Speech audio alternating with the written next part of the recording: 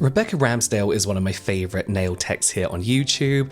I just love her style. It's always the type of style that I love from other nail artists as well. So today I wanted to do a look that was inspired by one of her nail sets, literally just copying a few nails. And I want to try the airbrushing technique today, which we'll talk about the safety and all that in a minute. Of course, all the products today I'm using are from Zillabue, and you could use my discount code JAMES10 to get 10% off. I do earn a commission. So here's everything I'm going to use today. I will talk through the products as I use them, but we have two different top coats and a matte top coat, a black and a grey. These are some of my favorites from Dgel.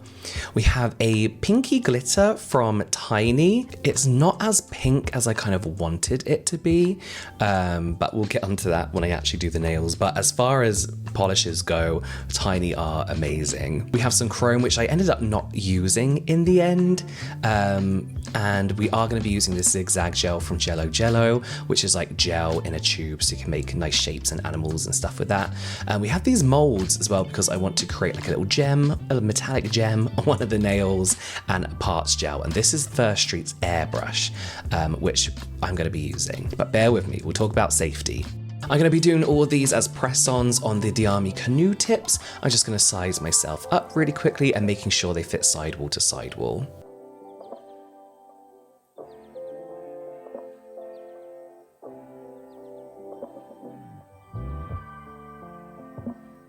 Okay, let's start with the first nail, and I'm going to be kind of working around this set by Rebecca Ramsdale and just kind of like, you know, pretty much trying to emulate this style. So the Tiny glitter didn't actually have that pink base that I thought it had by looking at the brush. So I'm going to go in with a Dgel signature polish, and this is just like a nudie color, which I actually wish was a little bit pinker. But as far as like a nudie color, these are some of my favorites. And then go over with the Tiny glitter. Again, still not as pink as I wish it had been, but it will do the job for now. There's a hair there. I'll get rid of that in a minute. I have dogs, I can't help it. And then some of the tips have this little kind of like tip of plastic on the top. Not all of them do. So I'm going to gently file it down, making sure I don't overfile and reshape the tip of the nail, and then just wipe away any kind of dust.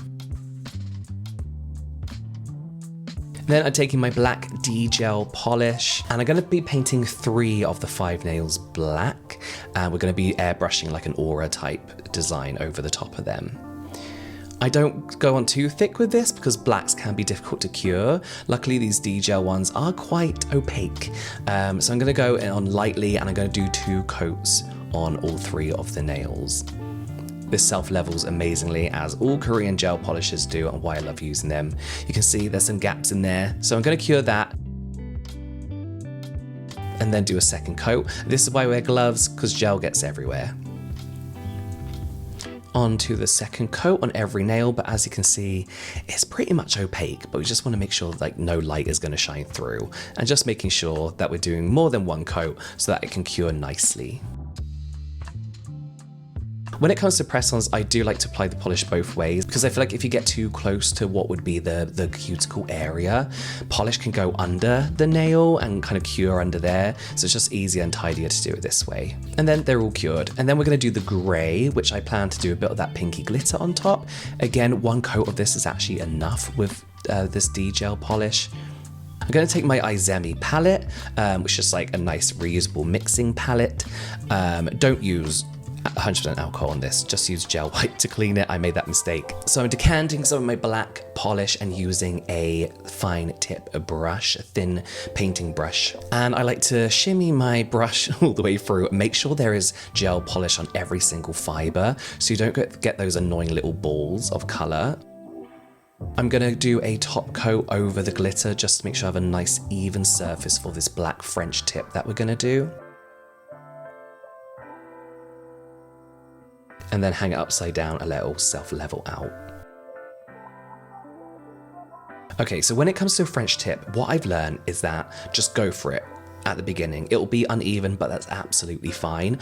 I find it easier to kind of roughly map it out. So go a tiny bit higher than you're planning to go. Then once you start filling in with the black, you actually get a better idea of how even that line is and how even the whole tip looks.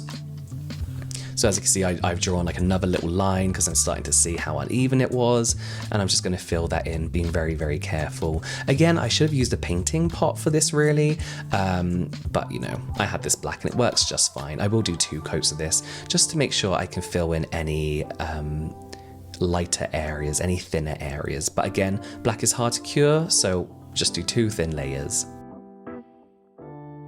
Now with all the black nails, I'm going to be doing a matte top coat so that we can airbrush on top of them. It just makes it easier. The airbrush kind of sticks better.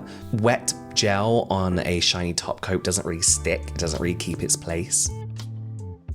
And it is important that we now talk about the health and safety surrounding airbrushes, airbrushing gel within the gel polish industry. So this is the First Street airbrush. I forgot his real name, I'll put it here. And these are the colors that you get with it. They're kind of pre-mixed gels, but I'm personally going to be using the One Air Professional airbrush paints, and these are specifically designed to be absolutely safe for skin. They're skin safe, they're water soluble. I spoke to my chemist friend who said, yeah, the molecule size in these are too big to even penetrate the skin. Another concern is polish in the air. So I'm going to be using my dust collector to help collect all the airborne acrylic, and also using a protective mask so I don't breathe anything in. We are doing this on a tiny level compared to, you know, other airbrushing things, little spurts at a time. So this air dust collector should be more than enough to be able to stop that airborne acrylic flying around the room.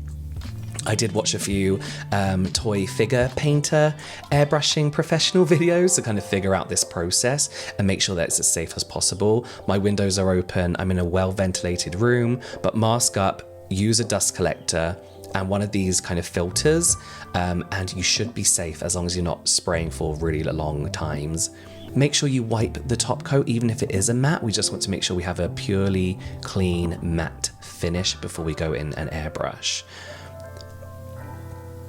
And I'm using the pink. That comes off a little bit lighter actually than I thought it would have done. I've not done airbrushing before properly, so this technique needs refining for sure. Rebecca makes it look very easy, and I feel like it's kind of her signature. It's alright. I need more practice. This will do for now though, because we're actually going to be doing this silver spiral.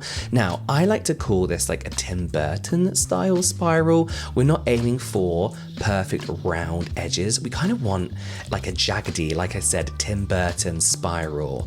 Looks like almost like emo-y, gothy, Halloween-y, Halloween Town. It also is very good for beginners because you can just kind of like mess it up on purpose, and it's not really a big deal if you can't create a perfect spiral. But I also think it just looks a bit more interesting.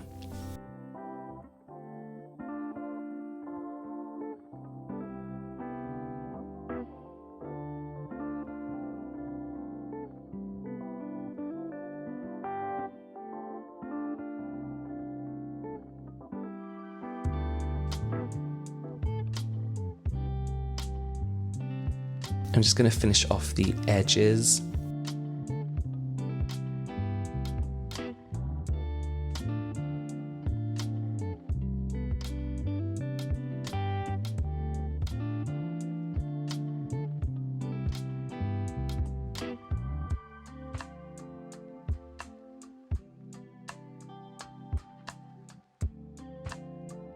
And there we have it, nearly done. Let's go back to this finger, now it's cured, and I'm going to be using the Make.N parts gel and some caviar beads to make this like caviar bead trim around the French tip. I'm going to be using the Diami picker as well to help me pick them up with these little bits of wax in. This is the Make.N parts gel. It's a really nice texture. You do have to kind of work it up though a little bit, like get your brush in and sweep it around and mix it up a tiny bit to get a good amount on your brush. Then I'm just going to paint it on where I plan to put the caviar beads.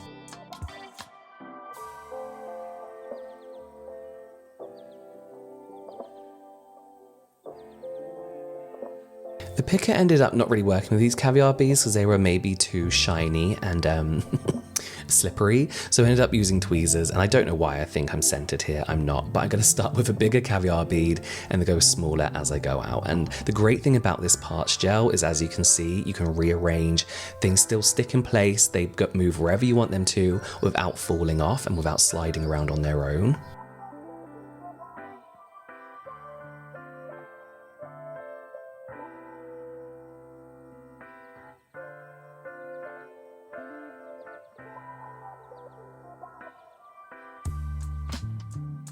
This is not centered. I don't know what I was looking at, but this is not centered at all.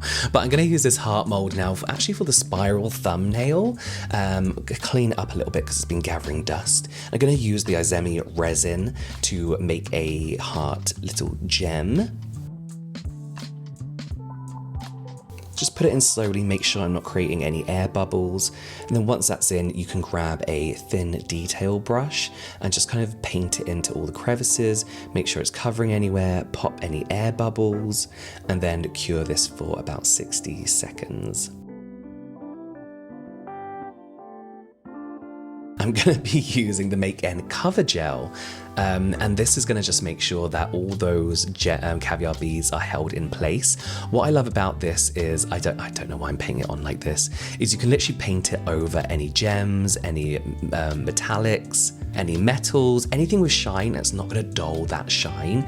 It also has this consistency where it kind of just melts in and around the gems, so it's going to hold it in place without adding bulk to any of the gems or caviar beads or whatever it is that you're using and trying to secure to the nail.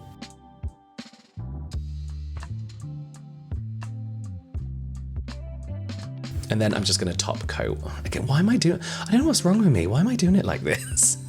This is just the Dgel Winnie the Pooh top coat thing, which has actually been discontinued, but all Dgel tops are amazing. I'm just going to top coat everything. Here we go, this is better. This is how I should have been doing it. Listen, my dogs were sick for like a week at this point. I was really tired. I was up all night with them. So we'll pull out this little heart gem and I'm going to paint it metallic. Rebecca's set when she did this, it looked really cool. When I did it, it just kind of looked really weird. I kind of wish I did like a purple gummy heart looking thing now instead, but painting it silver.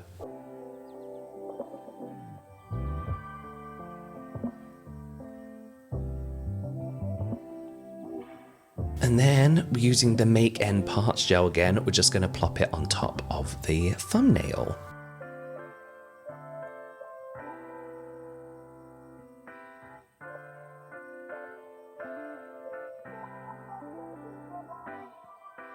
And we're going to use this Jello pin light just to make sure that we're getting underneath that gem and curing it to the thumbnail securely. This is actually one of my most used tools, are these little pin lights. And then a nice generous amount of top coat.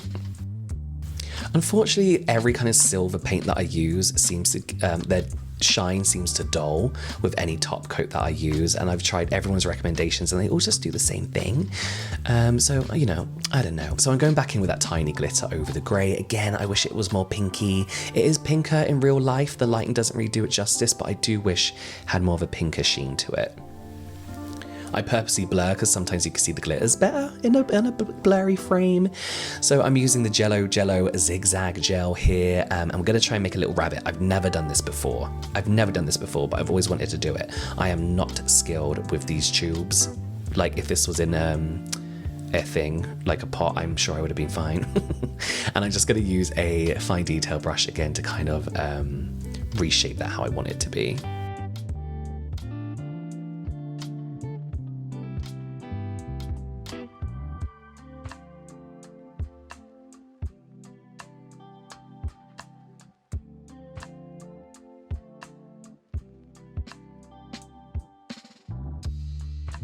It took a while. And then I'm attempting to do rabbit ears here, and I'm just going to do a very rough shape, and then again use a fine detail brush to kind of make that shape a bit clearer.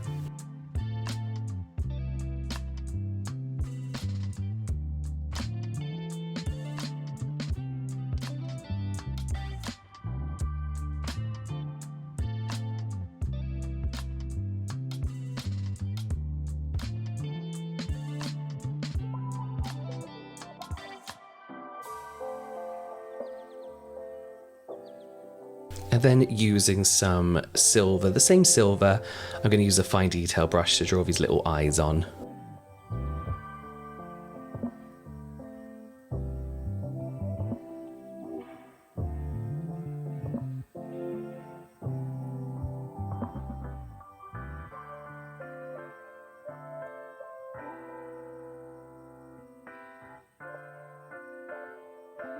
And then top coat again.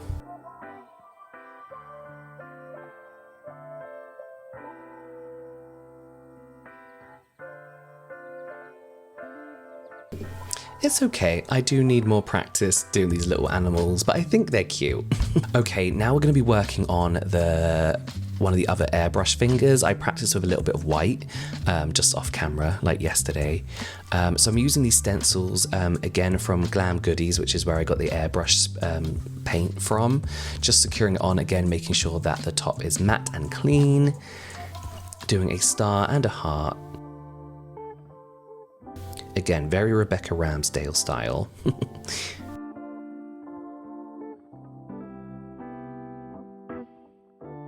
And then airbrushing on is going all right. I definitely need to practice my technique for sure.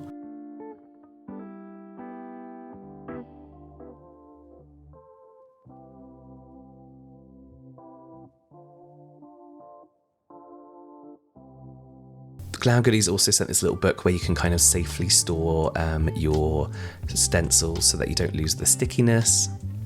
And then I'm going to go in with some white, just to add a bit of depth and dimension. And I'm going to do stars over the top of this so they look a little bit more like a little starburst.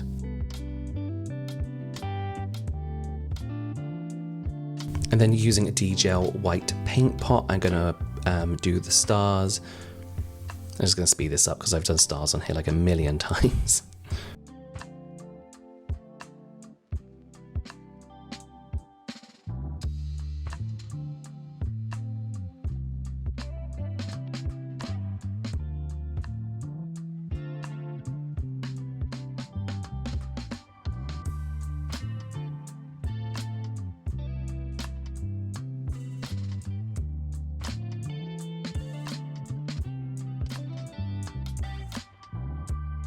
Again, just do more stars on the little finger using the dotting tool and the white paint pot and a fine brush to finish off the stars.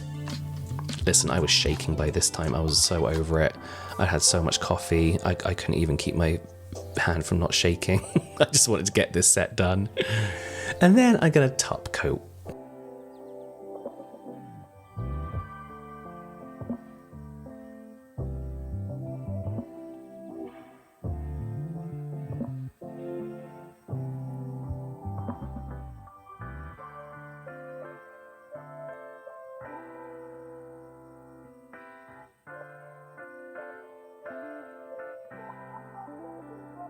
And this is the finished set. I definitely want to practice more with that airbrush. There's a real technique to it, and I don't quite understand all the bits on the airbrush and how to control the airflow and all that kind of stuff, but I'll give it a good go now I know the safety. But yeah, let me know what you think in the comments down below and check out Rebecca Ramsdale channel, linked in the description.